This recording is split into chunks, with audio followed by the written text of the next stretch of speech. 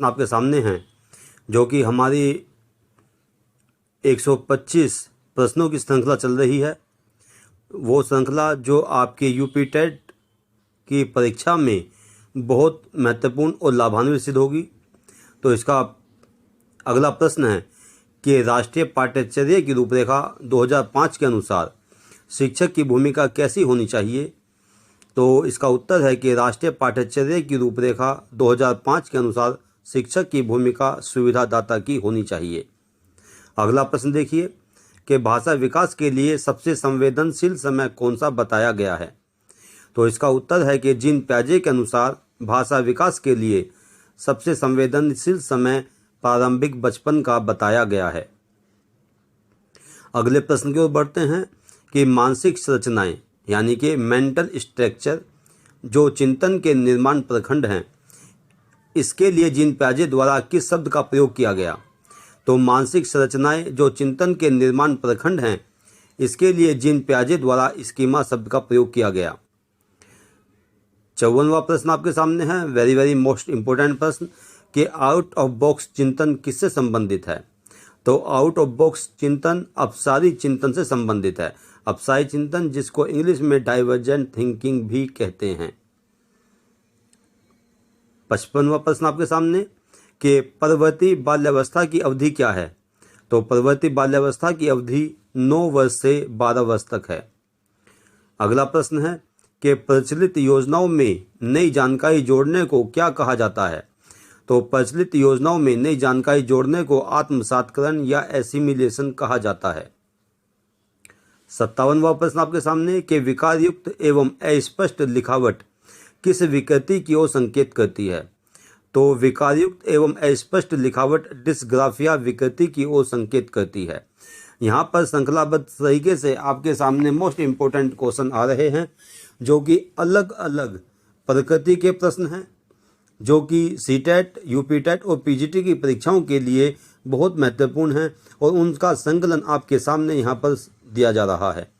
तो अगला प्रश्न आपके सामने है कि व्यवहारिक बुद्धि का संप्रत्यय किस मनोवैज्ञानिक से जुड़ा है। तो व्यवहारिक बुद्धि का संप्रत्यय स्टर्नबर्ग नामक मनोवैज्ञानिक से जुड़ा है। उन्होंने बुद्धि का त्रितंत्रीय सिद्धांत दिया था जिसको इंग्लिश में ट्राइआर्किक थ्योरी ऑफ इंटेलिजेंस कहा जाता है, जो उन्होंने 1982 में दिया था। अगला प्रश्न देखिए कि प्रकृति पोषण विवाद का संबंध किन किन संप्रतियों से है। तो इसका उत्तर है कि प्रकृति पोषण यानी कि नेचर और नर्चर कंट्रोवर्सी का संबंध आनुवंशिकता एवं वातावरण से है। 60वां प्रश्न देखिए कि समाजीकरण की सक्रिय संस्थाएं कौन कौन सी है। तो इसका उत्तर है कि समाजीकरण की सक्रिय संस्थाएं परिवार, इको क्लब और स्वास्थ्य क्लब हैं। अगला प्रश्न देखिए कि स्टर्नबर्ग ने अपने त्रितंत्रीय बुद्धि सिद्धांत में कौन कौन से बुद्धि के प्रकार या स्तर बताए हैं। तो स्टर्नबर्ग ने अपने त्रितंत्रीय बुद्धि सिद्धांत में व्यवहारिक बुद्धि, सृजनात्मक बुद्धि और विश्लेषणात्मक बुद्धि के प्रकार या स्तर बताए, यानी कि 3 बुद्धि के प्रकार उन्होंने बताए हैं, जिसमें पहला है व्यवहारिक बुद्धि, दूसरा है सृजनात्मक बुद्धि और तीसरा है विश्लेषणात्मक बुद्धि। अगले प्रश्न की ओर बढ़ते हैं। देखिएगा कि 1 वर्ष तक के शिशु जब आँख, कान व हाथों से सोचते हैं तो इसमें जीन पियाजे के संज्ञानात्मक विकास का कौन सा स्तर सम्मिलित होता है। तो 1 वर्ष तक के शिशु जब आँख, कान व हाथ से सोचते हैं तो इसमें जीन पियाजे के संज्ञानात्मक विकास का इंद्रिय जनित गामक स्तर, जिसको सेंसरी मोटर स्टेज कहा जाता है, ये सम्मिलित होता है। एक और महत्वपूर्ण प्रश्न आपके सामने कि भाषा अवबोधन से संबंधित विकार कौन सा है। तो भाषा अवबोधन से संबंधित विकार भाषाघात या फिलेसिया है। अगला प्रश्न देखिए कि गति कौशल संबंधी विकार को क्या कहा जाता है या क्या कहलाता है। तो गति कौशल संबंधी विकास डिस्प्रेक्सिया कहलाता है। अगला प्रश्न कि सूक्ष्म गति के कौशल का एक उदाहरण दीजिए। तो सूक्ष्म गति कौशल का एक उदाहरण है लिखना।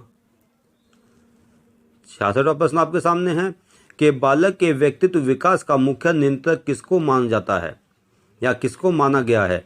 तो इसका उत्तर है कि बालक के व्यक्तित्व विकास का मुख्य नियंत्रक आनुवंशिकता को माना गया है या हेरिडिटी को माना गया है। 67वां प्रश्न, परिपक्वता क्या है? तो परिपक्वता का एक लाइन में जो उत्तर है वो ये है कि परिपक्वता या मैच्योरिटी से तात्पर्य है शरीर और आंतरिक अंगों का प्रौढ़ होना है। वेरी वेरी इंपॉर्टेंट क्वेश्चन आपके सामने आ रहे हैं। बस आपको थोड़ी सी मेहनत करने की आवश्यकता है कि वीडियो को आप लगातार देखें, बार बार देखें और प्रश्नों के प्रकृति को समझने का प्रयास करें, तो आपके लिए सीटेट की परीक्षा बहुत आसान हो जाएगी। अगला प्रश्न देखिए कि विकासात्मक प्रक्रिया के कितने आधार हैं? तो विकासात्मक प्रक्रिया के 2 आधार हैं, परिपक्वता और अधिगम।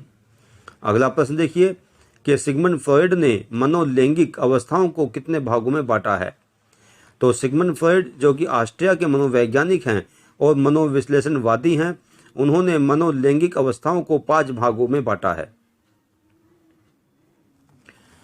70वां प्रश्न आपके सामने है कि किस मनोवैज्ञानिक ने जीवन शैली, जिसको इंग्लिश में लाइफ स्टाइल कहा जाता है, का संप्रत्यय प्रस्तुत किया? तो एडलर नामक मनोवैज्ञानिक ने जीवन शैली या लाइफ स्टाइल का संप्रत्यय प्रस्तुत किया। अगला प्रश्न देखिए कि व्यक्तित्व विकास के संदर्भ में बेंडोरा और वाल्टर्स ने किसको अधिक महत्वपूर्ण माना? तो व्यक्तित्व विकास के संदर्भ में बेंडोरा और वाल्टर्स ने नैतिकता को अधिक महत्वपूर्ण माना।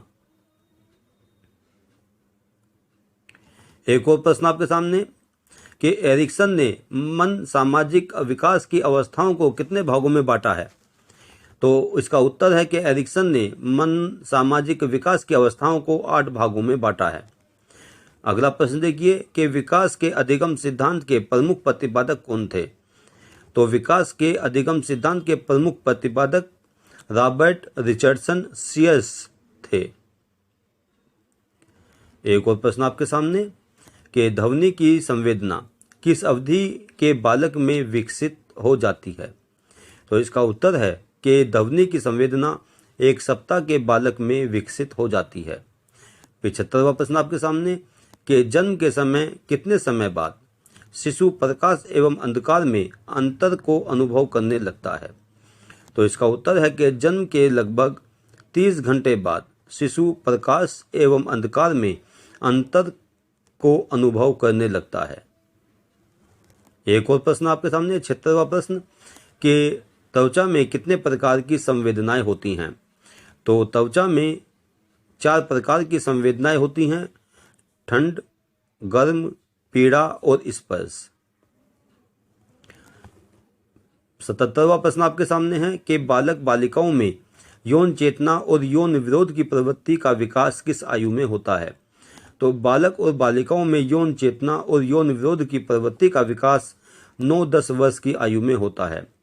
अगला प्रश्न पर आते हैं कि देखिए कि टर्नर संलक्षण, टर्नर सिंड्रोम किसमें पाया जाता है? तो टर्नर सिंड्रोम महिलाओं में पाया जाता है। कार्ल रोजर्स ने व्यक्तित्व की संरचना के कितने तत्व बताए हैं? तो ये 69वां प्रश्न आपके सामने आया है। इसका उत्तर है कि कार्ल रोजर्स ने व्यक्तित्व की संरचना के 2 तत्व बताए हैं, प्राणी और स्वयं, यानी कि ऑर्गेनिज्म और सेल्फ। ये कार्ल रोजर्स ने इसको बताया है। 80वां प्रश्न आपके सामने है कि प्रोप्रियम शब्द का प्रयोग किस मनोवैज्ञानिक ने अपने सिद्धांत में किया? वेरी वेरी इंपॉर्टेंट प्रश्न है कि प्रोप्रियम शब्द का प्रयोग आल्पोर्ट नामक मनोवैज्ञानिक ने अपने सिद्धांत में किया। अगला प्रश्न देखिए कि आल्पोर्ट ने प्रोप्रियम की कितनी अवस्थाओं का वर्णन किया है? तो आल्पोर्ट ने प्रोप्रियम की 7 अवस्थाओं का वर्णन किया है। 82वां प्रश्न आपके सामने कि मानव अभिप्रेरणा की व्याख्या के लिए बी लव तथा डी लव संप्रत्यय को किसने प्रयोग किया? तो इसका उत्तर है कि मानव अभिप्रेरणा की व्याख्या के लिए बी लव तथा डी लव संप्रत्यय को अब्राहम मैस्लो ने प्रयोग किया। अब्राहम मैस्लो का नाम आपके सामने पहले भी आया हुआ है। उन्होंने आवश्यकता सिद्धांत या हायरार्की थ्योरी दी है जो कि अभिप्रेरणा से संबंधित है। एक और प्रश्न आपके सामने कि पॉल एकमैन के अनुसार कितने संवेगों को मुखाकृति अभिव्यक्तियों द्वारा प्रदर्शित किया जाता है? तो पॉल एकमैन के अनुसार 6 संवेगों को मुखाकृति अभिव्यक्ति द्वारा प्रदर्शित किया जाता है। 84वां प्रश्न आपके सामने है कि दैहिक परिवर्तन एवं संवेगात्मकता के साथ साथ अभिव्यक्त होने को किस सिद्धांत द्वारा स्पष्ट किया गया? तो दैहिक परिवर्तन एवं संवेगात्मकता के साथ साथ अभिव्यक्त होने को कैनन बार्ड सिद्धांत द्वारा स्पष्ट किया गया। कैनन बार्ड सिद्धांत जो कि संवेगात्मक अवस्था या संवेग से संबंधित है। 85वां प्रश्न आपके सामने है कि मानव मस्तिष्क के अध्ययन के लिए न्यूरो वैज्ञानिक विधि की खोज किसके द्वारा की गई? तो मानव मस्तिष्क के अध्ययन के लिए न्यूरो वैज्ञानिक विधि की खोज एंडरसन द्वारा की गई। 86वां प्रश्न आपके सामने कि अधिगम प्रयासों के फलस्वरूप मस्तिष्क में होने वाले भौतिक रासायनिक परिक्रमों, संरचनात्मक एवं प्रक्रियात्मक परिवर्तनों को क्या कहा जाता है? तो अधिगम प्रयासों के फलस्वरूप मस्तिष्क में होने वाले भौतिक रासायनिक परिक्रमों, संरचनात्मक एवं प्रक्रियात्मक परिवर्तनों को एनाग्राम कहा जाता है। एक और प्रश्न है आपके सामने, वेरी इंपॉर्टेंट प्रश्न के MMPI का प्रयोग किस क्षेत्र में किया जाता है? तो MMPI का प्रयोग व्यक्तित्व के मानसिक विकार के क्षेत्र में किया जाता है या मेंटल डिसऑर्डर के क्षेत्र में किया जाता है। व्यक्तित्व का जो मेंटल डिसऑर्डर एक कंसेप्ट है उसके अंतर्गत MMPI परीक्षण का प्रयोग किया जाता है। MMPI का फुल फॉर्म है multiphasic personality inventory, Minnesota multiphasic personality inventory. इसका सही देख लीजिए, मिनीसोटा मल्टीफेजिक पर्सनैलिटी इन्वेंटरी इसका फुल फॉर्म है। अगले प्रश्न की तरफ बढ़ते हैं कि प्रक्षेपण प्रविधियों, जिसको इंग्लिश में प्रोजेक्टिव टेक्निक कहा जाता है, को कितने भागों में बांटा गया है? जो प्रोजेक्टिव टेक्निक होती हैं उनको मनोवैज्ञानिकों के द्वारा 5 भागों में बांटा गया है। 89वां प्रश्न आपके सामने है कि गेस्टाल्टवादियों ने उद्दीपन क्षेत्र में कितने बलों का वर्णन किया है? तो गेस्टाल्टवादियों ने उद्दीपन क्षेत्र में 2 बलों का वर्णन किया है। पहला है संयोजक बल और दूसरा है निरोधक बल। संयोजक बल को इंग्लिश में कोहेसिव फोर्स कहा जाता है तथा निरोधक बल को इंग्लिश में रेस्ट्रेनिंग फोर्स कहा जाता है। 90वां प्रश्न आपके सामने है कि कोटि अंतर विधि या रैंक डिफरेंस मेथड का प्रतिपादन किस मनोवैज्ञानिक द्वारा किया गया? तो कोटि अंतर विधि या रैंक डिफरेंस मेथड का प्रतिपादन स्पीयरमैन नामक मनोवैज्ञानिक द्वारा किया गया। 91वां प्रश्न आपके सामने है कि TAT का निर्माण किस मनोवैज्ञानिक द्वारा किया गया? तो TAT, जिसकी फुल फॉर्म है थीमेटिक परसेप्शन टेस्ट, का निर्माण मरे एवं मॉर्गन द्वारा 1935 में किया गया। अगला प्रश्न है कि TAT में कितने कार्ड्स निर्मित किए गए या कितने कार्ड्स को यहाँ पर दिया गया है? तो TAT में 31 कार्ड निर्मित किए गए हैं। 93वां प्रश्न आपके सामने है कि RT में यानी कि रोसा टेस्ट में कितने कार्ड्स का प्रयोग किया जाता है? तो रोसा टेस्ट में 10 कार्ड्स का प्रयोग किया जाता है। अगला प्रश्न आपके सामने इसी से संबंधित है कि RT में या रोसा टेस्ट में कितने कार्ड्स का प्रयोग किया जाता है? तो रोसा टेस्ट में 10 कार्ड्स का प्रयोग किया जाता है। इन 10 कार्ड्स में 5 काले सफ़ेद और 5 रंगीन कार्ड्स होते हैं। वेरी इंपॉर्टेंट प्रश्न, अक्सर PGT के परीक्षाओं में कई बार ये प्रश्न आया हुआ है कि कैटल के PF प्रश्नावली में A से Q4 तक प्रयुक्त किन किन संकेताक्षरों का प्रयोग नहीं किया गया? तो कैटल के 16 PF प्रश्नावली, जिसको पर्सनैलिटी फैक्टर क्वेश्चनर भी कहा गया है, में A से Q4 तक प्रयुक्त जो संकेताक्षर प्रयोग किए गए हैं उनमें D, K, L, P ये 4 संकेताक्षरों का प्रयोग नहीं किया गया।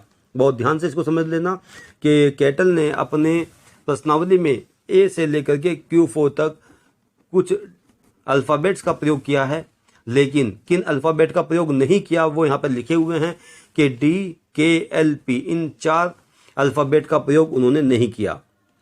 अगला प्रश्न देखिए कि भारतीय संविधान के अनुच्छेद 41 और 46 किसके कल्याण से संबंधित हैं? तो भारतीय संविधान के अनुच्छेद 41 और 46 अनुसूचित जाति, अनुसूचित जनजाति, पिछड़े वर्गों और आर्थिक रूप से कमजोर वर्गों के कल्याण से संबंधित है। अगला प्रश्न आपके सामने कि बुद्धि को जन्मजात क्षमता किसके द्वारा माना गया? तो बुद्धि को जन्मजात क्षमता फ्रांसिस गाल्टन द्वारा माना गया। 98वां प्रश्न आपके सामने है कि मस्तिष्क का कौन सा भाग स्मृति में महत्वपूर्ण भूमिका निभाता है? तो मस्तिष्क का भाग जिसको हिप्पोकैम्पस कहा जाता है, स्मृति में महत्वपूर्ण भूमिका निभाता है। अगला प्रश्न है कि मस्तिष्क का कौन सा भाग संवेगों के मध्यस्थकारी कार्यों में सम्मिलित रहता है? तो इसका उत्तर है कि मस्तिष्क का भाग एमिगडेला संवेगों के मध्यस्थकारी कार्यों में सम्मिलित रहता है। और 100वां प्रश्न आपके सामने है कि इंसुलिन का संबंध कौन सी कोशिकाओं से होता है? तो इंसुलिन का संबंध बीटा कोशिका से होता है। 101वां प्रश्न आपके सामने कि मनोविज्ञान के क्षेत्र में द्वितीय बल के नाम से कौन सा संप्रदाय या वाद प्रसिद्ध है? ये चीज मैंने पहले लेक्चर में इसी लेक्चर में आपको बताई थी मैंने कि मनोविज्ञान के क्षेत्र में द्वितीय बल के नाम से व्यवहारवाद या बिहेवियरिज्म प्रसिद्ध है। 102 प्रश्न के बाल संरक्षण का अधिकार कब पारित हुआ और कब लागू हुआ? तो बाल संरक्षण का अधिकार 2005 में पारित हुआ और 2007 में लागू हुआ। 103वां प्रश्न आपके सामने कि बालकों के अधिकारों के संरक्षण के लिए राष्ट्रीय आयोग NCPCR की स्थापना कब की गई थी? तो बालकों के अधिकारों के संरक्षण के लिए राष्ट्रीय आयोग NCPCR की स्थापना 2007 में की गई थी।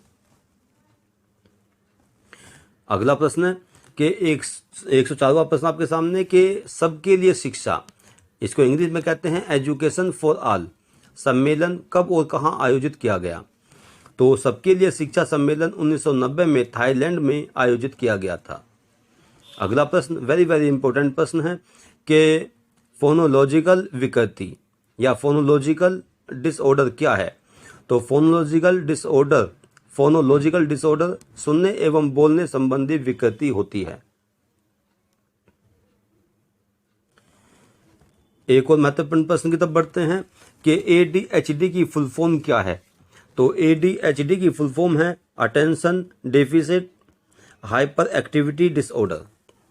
वेरी वेरी इंपॉर्टेंट प्रश्न है। 107वां प्रश्न आपके सामने कि फोबिया किस प्रकार की विकृति है? तो फोबिया स्नायु विकृति चिंता है। 108वां प्रश्न आपके सामने कि डोनाल्ड मिलर ने अनुकरण व्यवहार के कितने प्रकार बताए हैं? तो डोनाल्ड मिलर का नाम आप सभी जानते होंगे, जिन्होंने अनुकरण अधिगम सिद्धांत दिया। तो उसी के संबंध में यहाँ पे आपसे प्रश्न है कि कितने प्रकार उन्होंने अनुकरण व्यवहार के बताए हैं? तो डोनाल्ड मिलर ने 1941 में अनुकरण व्यवहार के 3 प्रकार बताए हैं। पहला है समान व्यवहार, दूसरा है प्रतिलिपि व्यवहार और तीसरा है सुमेलित आश्रित व्यवहार। 109वां प्रश्न आपके सामने कि शर्म एवं गर्व का भाव किस अवस्था में देखा जाता है? तो शर्म एवं गर्व का भाव बाल्यावस्था में देखा जाता है। 6 थिंग्स हिट्स की कल्पना किसके द्वारा की गई? 110वां प्रश्न आपके सामने है कि 6 थिंकिंग हेड्स की स्थापना एडवर्ड डी बोनो द्वारा 1985 में उन्होंने जो पुस्तक लिखी लिटरल थिंकिंग, उसमें इस कल्पना को उन्होंने प्रस्तुत किया जिसका नाम है 6 थिंकिंग हेड्स। 111वां प्रश्न आपके सामने कि जीन प्याजे एवं लेव वाइगोत्स्की के विचारों जो कि भाषा विकास के संबंध में हैं से दोनों में क्या अंतर है? यानी कि जीन प्याजे और लेव वाइगोत्स्की का जो भाषा विकास का सिद्धांत है, उस सिद्धांत में महत्वपूर्ण अंतर क्या है? तो उस अंतर को यहाँ पर देखिएगा कि जीन प्याजे के अनुसार बालकों में भाषा का विकास पहले होता है तथा विचार बाद में विकसित होते हैं। यानी कि उनका मानना था कि बालक के अंदर भाषा का विकास पहले होता है और विचार बाद में विकसित होते हैं, जबकि लेव वाइगोत्स्की के अनुसार बालकों में विचार पहले विकसित होते हैं और भाषा का विकास बाद में होता है। इस अंतर को आप अच्छी तरह से याद रखिएगा। 112वां प्रश्न आपके सामने कि सामाजिक दूरी का मापन करने हेतु मापनी का निर्माण किसके द्वारा किया गया। तो सामाजिक दूरी का मापन करने हेतु मापन का निर्माण या मापनी का निर्माण बोगार्ट्स द्वारा किया गया। 113वां प्रश्न आपके सामने कि नेतृत्व का प्रासंगिकता सिद्धांत किसके द्वारा दिया गया। तो नेतृत्व का प्रासंगिकता सिद्धांत फीडलर द्वारा दिया गया। स्काल्पिंग प्रभाव का संबंध किस सिद्धांत से है। तो स्काल्पिंग प्रभाव का संबंध स्किनर के सिद्धांत से है। इसका संबंध निश्चित अंतराल सूची से भी लिया जाता है। और आप सभी जानते हैं स्किनर ने कौन सा सिद्धांत दिया है, उसका नाम है ओपेरेंट कंडीशनिंग थ्योरी ऑफ लर्निंग। 115वां प्रश्न आपके सामने है कि आंतरिक एवं बाह्य वाणी में अंतर किस मनोवैज्ञानिक ने प्रस्तुत किया। तो आंतरिक एवं बाह्य वाणी में अंतर लेव वाइगोत्स्की नामक मनोवैज्ञानिक ने प्रस्तुत किया। कई नाम ऐसे हैं जिनके प्रश्न जो है बार बार आते हैं और एग्जाम में, जैसे कि मैंने पहले ही बताया था कि संज्ञानात्मक विकास से संबंधित जितने भी मनोवैज्ञानिक हैं वो उन सभी मनोवैज्ञानिकों के जो सिद्धांत हैं वो सीटेट की परीक्षाओं में बहुत ही ज़्यादा पूछे जाते हैं। तो इनका विशेष रूप से ध्यान रखिए और इन्हीं पर मैंने अपनी वीडियो बना करके आपको सेंड भी की हुई है, तो उनको आप बार बार देखते रहिए। 116वां प्रश्न आपके सामने है कि अभिप्रेरणा का द्विकारक सिद्धांत यानी कि two factor theory of motivation का सिद्धांत किसके द्वारा दिया गया। ये दो प्रकार के सिद्धांत है कि two factor theory of intelligence वो स्पीयरमैन के द्वारा दिया गया, जबकि यहाँ पर नाम है two factor theory of motivation, इसको हर्ज़बर्ग के द्वारा दिया गया। 117वां प्रश्न आपके सामने है कि अर्थगत स्मृति का अनुक्रमिक मॉडल किसने दिया। तो अर्थगत स्मृति का अनुक्रमिक मॉडल टुलविंग द्वारा दिया गया। 118वां प्रश्न आपके सामने है कि अमूर्त वैज्ञानिक चिंतन के लिए क्षमता का विकास जीन प्याजे के अनुसार किस अवस्था में होता है। तो जो अमूर्त वैज्ञानिक चिंतन के लिए क्षमता का विकास जीन प्याजे के अनुसार औपचारिक संक्रियात्मक अवस्था में होता है, यानी कि जिसको फॉर्मल ऑपरेशनल स्टेज कहा जाता है, जो कि जीन प्याजे के अनुसार अंतिम स्टेज है जो 11 वर्ष से ऊपर होती है। उस अवस्था में अमूर्त वैज्ञानिक चिंतन की क्षमता का विकास होता है। 119वां प्रश्न आपके सामने है कि प्रगतिवादी शिक्षा के किस पक्ष पर अधिक बल देती है। तो प्रगतिवादी शिक्षा समस्या समाधान और आलोचनात्मक चिंतन पर अधिक बल देती है। इसको प्रोग्रेसिव एजुकेशन इंग्लिश में कहा जाता है, जो कि प्रॉब्लम सॉल्विंग और क्रिटिकल थिंकिंग पर अधिक बल देती है।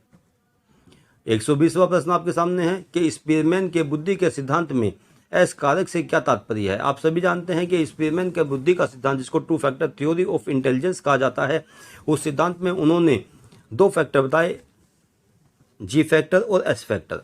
जी फैक्टर जिसको सामान्य कारक कहा गया और एस फैक्टर जिसको विशिष्ट कारक कहा गया। 121वां प्रश्न आपके सामने है कि अल्बर्ट बेंडूरे के सामाजिक अवलोकन पर आधारित अधिगम सिद्धांत में कौन सी प्रक्रिया सम्मिलित होती है। तो बेंडूरे के सामाजिक अवलोकन पर आधारित अधिगम सिद्धांत में प्रतिधारणा की प्रक्रिया सम्मिलित होती है। 122वां प्रश्न आपके सामने है कि तनाव और क्रोध की अवस्था कौन सी अवस्था कहलाती है। तो तनाव और क्रोध की अवस्था किशोर अवस्था कहलाती है। 123वां प्रश्न आपके सामने है कि राष्ट्रीय पाठ्यचर्या की रूपरेखा 2005, जिसको NCF 2005 भी कहा जाता है, के अनुसार कितनी भाषाओं में शिक्षण दिया जाना चाहिए। तो यहाँ पर NCF के माध्यम से भाषा शिक्षण को कहा गया कि भाषा शिक्षण जो दिया जाए वो एक से अधिक भाषाओं में या बहुभाषाओं में दिया जाना चाहिए। 124वां प्रश्न आपके सामने है कि लॉरेंस कोहलबर्ग विकास के किस क्षेत्र में योगदान के लिए जाने जाते हैं। तो लॉरेंस कोहलबर्ग का जो सिद्धांत है, जो कि नैतिकता का सिद्धांत है, ये नैतिकता के क्षेत्र के योगदान के लिए नैतिकता के क्षेत्र में योगदान के लिए जाने जाते हैं। लॉरेंस कोहलबर्ग का कंसेप्ट यानी कि सिद्धांत के ऊपर, जो नैतिकता का सिद्धांत है, इनके ऊपर एक वीडियो बनाया हुआ है और जल्द ही आपके पास वो पहुंचेगा। अगला प्रश्न देखिए, 125वां प्रश्न आपके सामने है कि किस प्रकार का सीखना अधिक स्थायी होता है। तो इसका उत्तर है कि समझकर सीखना अधिक स्थायी होता है। और यहाँ पर एक प्रश्न एक्स्ट्रा है, ये वेरी वेरी इंपॉर्टेंट प्रश्न आपके सामने शामिल किया गया है कि RCEM के अनुसार कितनी मानसिक क्षमताओं को बताया गया है। तो RCEM regional college of education Mysore, इसकी फुल फॉर्म है। इसके अनुसार 17 मानसिक क्षमताओं को बताया गया है। तो यहाँ पर एक विस्तृत श्रृंखला आपकी सीटेट की तैयारी के लिए 5 फिंगर क्लासेस की ओर से प्रस्तुत की जा रही है। आपको कहना ना पड़े, मैंने पहले ही इम्पोर्टेंट क्वेश्चन की सीरीज शुरू की, जिससे सभी विद्यार्थी इससे लाभ उठा सकें। सीटेट की परीक्षा बहुत महत्वपूर्ण परीक्षा है, बहुत विस्तृत परीक्षा है, और इस परीक्षा की प्रकृति को दृष्टिगत रखते हुए इसी प्रकार के प्रश्न यहाँ पर शामिल किए गए, अलग अलग कंसेप्ट को उठाया गया, जिससे आप प्रश्नों की प्रकृति को समझ करके अपनी तैयारी कर सकें। प्रश्न बहुत सारे हो सकते हैं, हजारों की संख्या में प्रश्न हैं, और सभी प्रश्नों को कम समय में आपके सामने तक आपके समक्ष पहुंचाना बड़ा मुश्किल हो जाता है। फिर भी मेरा प्रयास ये रहा है कि जब तक आपका सीटेट का एग्ज़ाम हो, जब तक कम से कम आपके सामने 1000 प्रश्नों की श्रृंखला पहुंच जाए, और आपके सामने इस प्रकार की श्रृंखलाएँ पहुंच भी रही हैं जो वेरी वेरी इम्पोर्टेंट है। तो केवल मात्र एक अनुरोध है आप लोगों से कि इसको ज़्यादा से ज़्यादा आप लोग शेयर करें अपने मित्रों तक, सहपाठियों तक, पड़ोसियों तक, जो DLED और BEd कर रहे हैं उन तक उसको पहुंचाएं।